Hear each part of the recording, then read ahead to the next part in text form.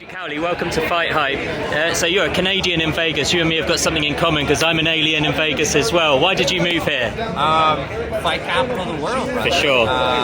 Canadian, I was born with hockey skates on my feet. Yeah. And I wanted to be successful. So if you want to be successful, put yourself in the best possible environment to be successful. That's Viva Las Vegas, fight capital of the world. The biggest promoters, biggest fights.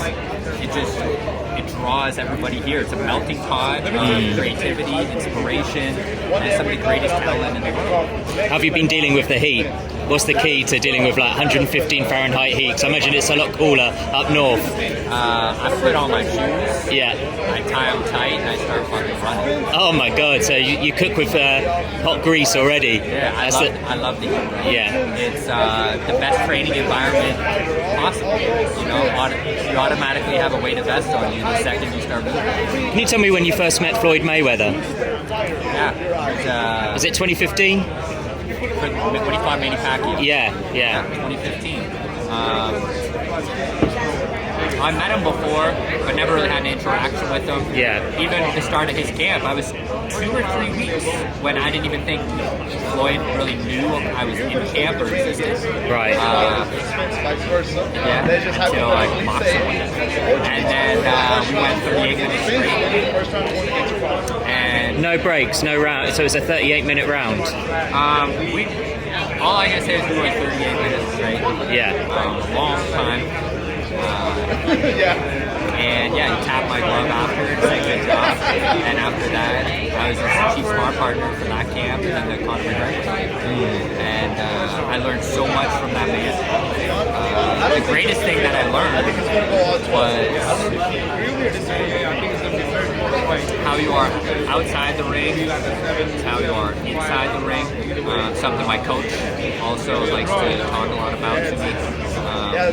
What do you mean? When you see Floyd outside the ring, right? Yeah. How he acts, all of a sudden you don't hear from him, right? And then all of a sudden, a huge fight gets announced somewhere, but then Floyd puts something in there. He knows and picks his shots very, very precisely. And that's why his business is so successful, and that's why he is in the ring. It's just straight up massive. Such an interesting time to be involved in Floyd's camp when those were 2 of his richest fights in his whole career and 2 of the biggest fights really in combat sports history. Yeah, I really had no idea what was going on.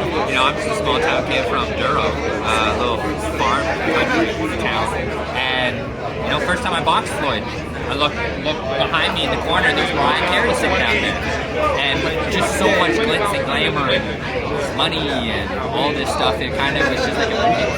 And I don't think I ever trained earlier than 10 p.m. every day. Right. So it literally felt like you were living in this movie. I get a call every night, 2 in the morning, 3 in the morning, 4 in the morning, be at the gym in 20 minutes. Right. Waking up. Yeah, it's crazy. How, are you still at the Mayweather gym? Where are you training right now? Because I know you've Real had... boxing. What's that, sorry? Real boxing. Right, yeah. Sahara and Jones. Yeah. Awesome little amateur gym there. I rent it out in the mornings. Great people. I still gym pump from now time again. But sparring is really I don't really find the sparring that I need. So I just kind of bring it to them. Right? I read once that when you were first in Vegas, you were staying at the Hooters Resort, which is now the Yo-Yo, I think, and every morning you were looking straight across at the MGM Grand. You boxed there in your last fight. Is that dream accomplished, or is it your dream to headline at the MGM? It's not accomplished, but the trippiest thing in the world was that fight. The whole afternoon, I was sitting up in my room, watching the planes go, and staring at the Hooters Hotel, reminiscing about how I lived there when I first started this dream. And then now, today, where I am. And during that whole fight, I was fighting, but I kept going to these spaces of me just back in the hotel room, watching the planes and the Hooters Hotel and being so grateful for this journey and this cloud movie that I've been on. And it was the most surreal experience. It just made me it was like reaching a milestone that you always knew. You put in all the work, you did everything. Now the only thing left to do is show up. Yeah. That's the only thing. Who was your ideal opponent to make that dream come true of like headlining in Vegas? Because you're so close to getting a fight. I think at the top you've had some good names on your career already. I'd like to fight Spence. I'd like to fight Crawford. I'd like to fight Boogus. I'd like to fight Boots. You're one of the few people I think that would want to fight Boots. He seems like the boogeyman at 147. What do you see in him that you feel like you want to take the fight? You want to get that fight? Well, any person can be beaten at any given time. Right? Yeah. Time and space has never been created. And I truly feel like when me and him do fight, it's going to be two warriors that stand on the line for a very, very, very long time. And I think that that fight will happen sooner than later. But I see a lot of holes, just like everyone sees holes. Just like people, I think I'm flawless, people see holes in me. I don't think it's so much what I see, why I want to fight him. It's because of people think he can't be beat. Yeah. That's why I want to fight him. Yeah. Who do you think's the likeliest? Who do you think out of all those boxers you just mentioned, who do you think you'll most likely fight first? Like Ugas, Ennis? Ugas, and then I'd really like to fight Boots. Yeah. And you mentioned Spence Crawford. I mean, I was just saying off camera about how many people there were in the T-Mobile Arena just for the weigh-in. I was expecting kind of a pro-Spence crowd. It looks pretty even, just like the fight could be even. It depends on who you ask, but you know, I'll put you on the spot. Who do you think's going to win on Saturday night? I